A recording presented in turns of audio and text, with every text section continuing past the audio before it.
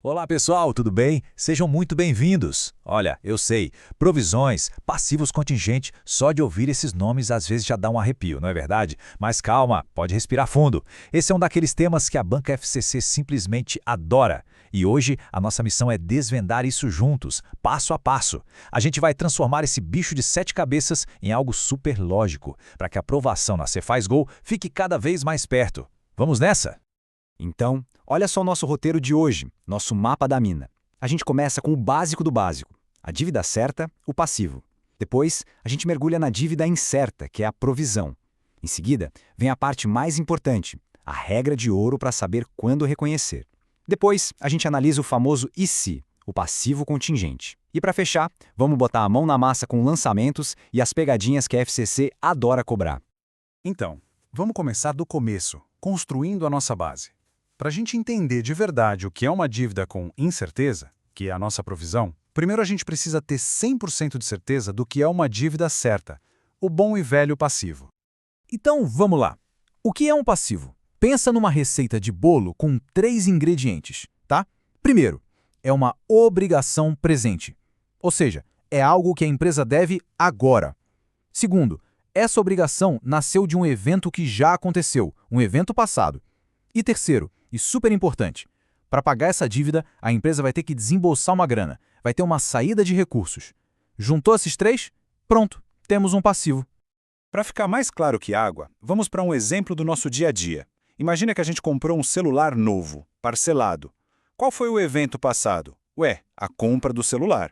Qual é a obrigação presente? A dívida que a gente tem com a loja. E qual a futura saída de recursos?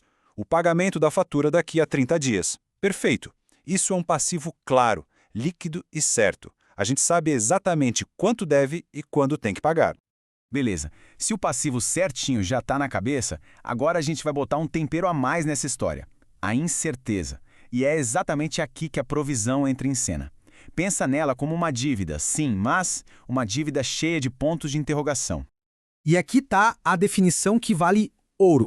Uma provisão é um passivo.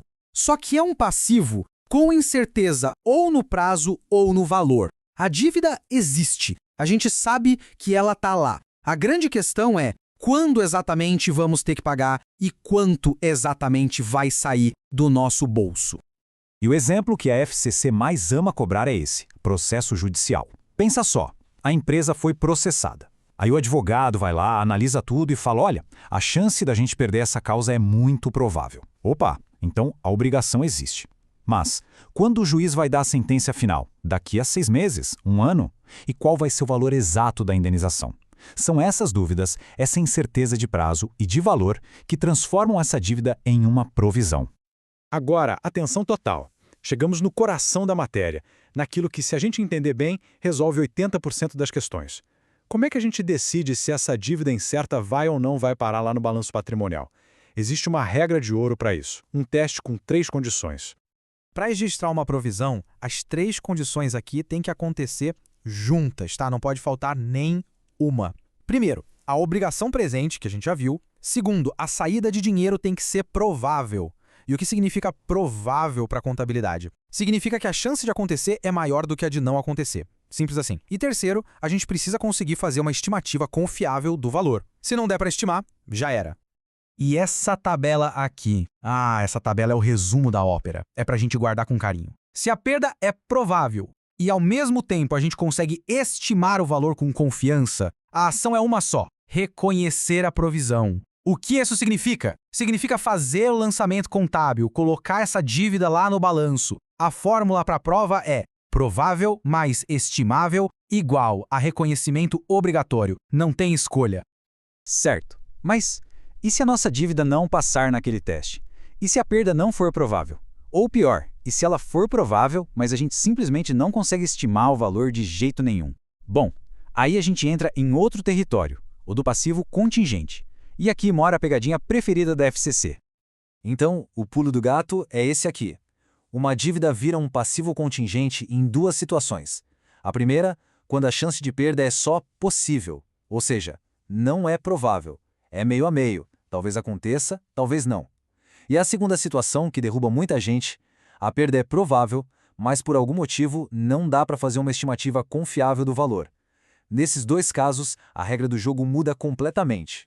E a regra é essa, e tem que estar na ponta da língua. Passivo contingente não se reconhece no balanço. Não existe lançamento de débito e crédito para ele. O que a empresa faz, ela apenas divulga que essa situação existe, lá num cantinho do balanço chamado Notas Explicativas.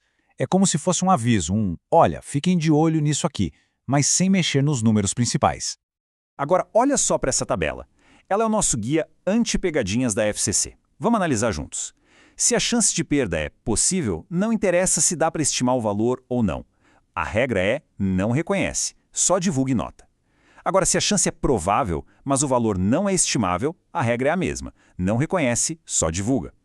E por último, se a chance de perda for remota.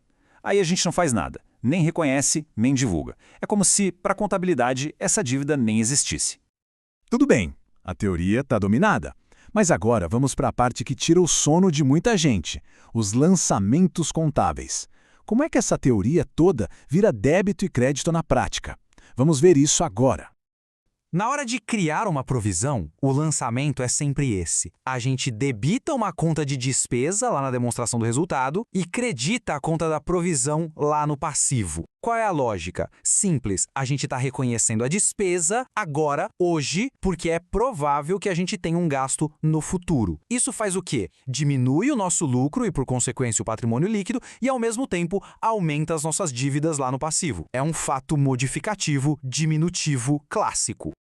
Certo, mas e se o cenário mudar? Provisão não é algo escrito em pedra, sabe? Todo fim de ano a empresa tem que dar uma olhada de novo, o advogado pode ligar com notícias novas, a chance de perder pode aumentar ou diminuir, e a FCC, claro, adora cobrar exatamente essa mudança.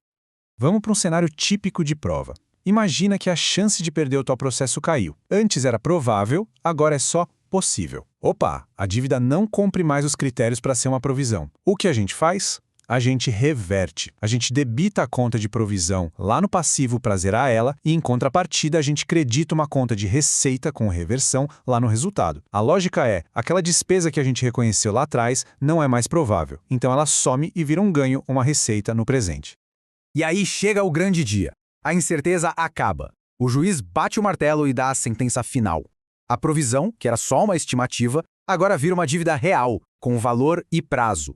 Mas a pergunta que a FCC vai fazer é, e se o valor final for diferente daquela nossa estimativa inicial? Vamos para o primeiro cenário. A gente tinha provisionado 1 milhão, que é a primeira barrinha. Mas a sentença final, a segunda barrinha, veio em 1 milhão e 200. Ou seja, gastamos mais do que o previsto. Essa diferença de 200 mil é reconhecida como uma despesa adicional naquele período. A nossa estimativa foi otimista demais e a realidade trouxe um prejuízo maior. E agora o cenário oposto, o cenário feliz. A gente tinha uma provisão de 1 milhão, a primeira barra, mas a sentença final foi de só 700 mil. Ótima notícia! Aqueles 300 mil que a gente provisionou a mais, agora são revertidos e viram uma receita. A nossa estimativa foi pessimista e a realidade nos trouxe um ganho. Então, para a gente fechar com chave de ouro, aqui está o mapa mental definitivo para gabaritar qualquer questão disso na prova. Se a perda é provável e estimável, o nome disso é provisão e vai para o balanço. Se for possível ou se for provável, mas não estimável, o nome é passivo contingente e vai só para a nota explicativa. E se a chance for remota, a gente não faz absolutamente nada. Esse mapa mental é a chave do sucesso.